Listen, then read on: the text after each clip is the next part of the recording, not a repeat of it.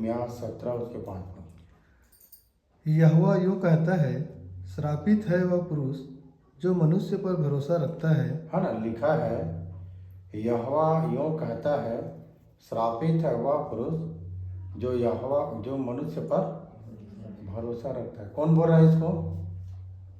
खुद यहोवा बोल रहे हैं, है ना। खुद यहोवा बोल रहे इस बात को कि श्रापित है वह पुरुष जो मनुष्य पर भरोसा रखता है। कभी कभी क्या होता है, मैं आप लोगों को बता दूं कि यदि घर में कोई भी समस्या आ गया या किसी प्रकार की कोई दुख तकलीफ आ गया, है ना, या कोई बहुत बड़ी मुसीबत आ गई है, तो आदमी तुरंत परमेश्वर की ओर नहीं फिरता है ना, और उसकी ओर ध्यान नहीं देता है। कोई अपने पहचान वालों को खोजता है कि कौन मुझे बचाएगा इससे, वहाँ फोन पहले लगाएगा। ठीक है। और अगर नीति वचन 3:5 को पढ़ो, 3:5-6 को पढ़ो तो क्या लिखा है? अपनी समझ के सहारा ना लेना। 6 में लिखता है कि उसी को स्मरण करके सब काम करना। तो जब भी कोई भी बात आता है तो क्या करना चाहिए हम लोगों को? यहोवा पर भरोसा रखना चाहिए, है ना। यहोवा यूं कहता है कि श्रापित है वह पुरुष जो मनुष्य पर भरोसा रखता है। हमें भरोसा किस पर रखना है? यहोवा पर रखना है। और हम मनुष्य पर भरोसा रखते हैं। आप लोगों को बता दूं कि यदि अपना कोई भी विषय सबसे पहले यदि परमेश्वर को देते हो या उसके पास रखते हो, तो मन का फेरने वाला परमेश्वर है। आपके बड़े से बड़े काम हो जाएगा। आप कहीं भी जाके बैठो, उसके मन को आपके तरफ कर देगा यदि आपने परमेश्वर को पहले पुकारा है। हम तो मनुष्य को दौड़े चले जाते हैं, है ना। उसके बाद भी जब समझ में नहीं आता है तब बोलते हैं दुआ किया जाए, परमेश्वर हमारा सुनेगा। नहीं, हर छोटे से छोटे विषय को परमेश्वर को दो, परमेश्वर के पास रखो, फिर वो सब चीज पूरा करेगा, है ना। तो लिखा है यहोवा यूं कहता है कि श्रापित है वह पुरुष जो मनुष्य पर भरोसा रखता है। आगे क्या लिखा है?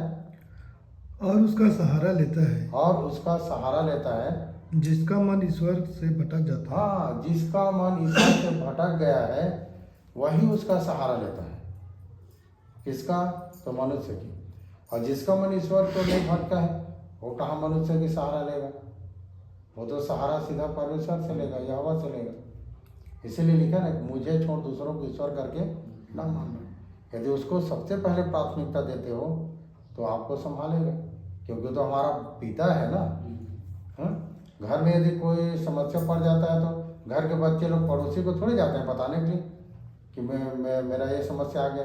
सबसे पहले घर के बच्चे लोग किसको बताएंगे? अपने पिता को बताएंगे ना।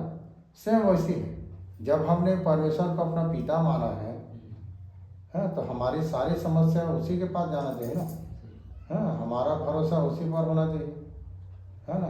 और जिसका मन भटक जाता है अपने पिता की ओर से, वो कहीं और सहारा लेता है। हमारा मन कहाँ है? परमेश्वर की ओर लगे रहना चाहिए। तब 7 पद में क्या लिखा? धन्य है वह पुरुष जो यहोवा पर भरोसा रखता है। हाँ, अगर आप धन्य कब कहलाओगे? जो अपने सृजनहार यहोवा पर भरोसा रखो, है ना। वो मुझे छुड़ाएगा, मुझे बचाएगा, ये धन्य में गिनती है। ठीक है। इसलिए पहले प्राथमिकता जैसे बच्चे अपने माँ बाप को देते हैं, वैसे हम सब से अपने जीवन में पहले प्राथमिकता किसको दें? परमेश्वर को दें।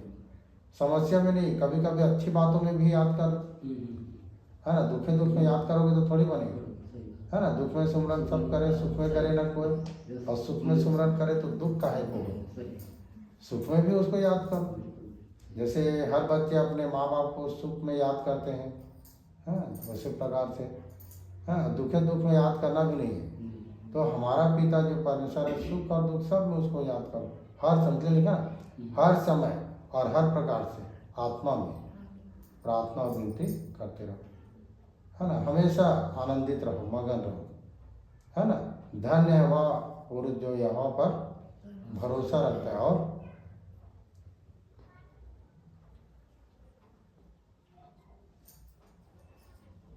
जिसने परमेश्वर को अपना आधार माना है। आधार है, जिसने परमेश्वर को अपना आधार माना है। आधार करने से बोलते नहीं, हम कई बोलते हैं ना कि आपके सिवा मेरा कोई नहीं है, आपके सिवा मुझे कोई नहीं बचा सकता है, आपके भी आप ही मेरे सब कुछ हो, इसको बोलते हैं आधार, है ना। मन में बोल दिया कि आप ही, या मुंह में बोल दिया आप ही है करके, और कहीं और सहारा ले रहे थे, ऐसे थोड़ी बोले। दिल है ना, बोलते हैं ना, देह प्राण आत्मा, मतलब पूरे मन से, संपूर्ण मन से हम अपने परमेश्वर या ऊपर भरोसा रखें, क्योंकि वही हमारा आधार है। ठीक है, तो धन्य में गिनती होंगी, और नहीं तो फिर उस पर किसी मनुष्य पर भरोसा रखेंगे तो श्रापित हो जाएंगे। तो हमेशा हम अपने जीवित परमेश्वर की ओर क्या करें, हम भरोसा रखें, क्योंकि वही हमारा आधार है। ठीक है, इन्हीं दोनों वचनों पर ध्यान करना, दुआ करना।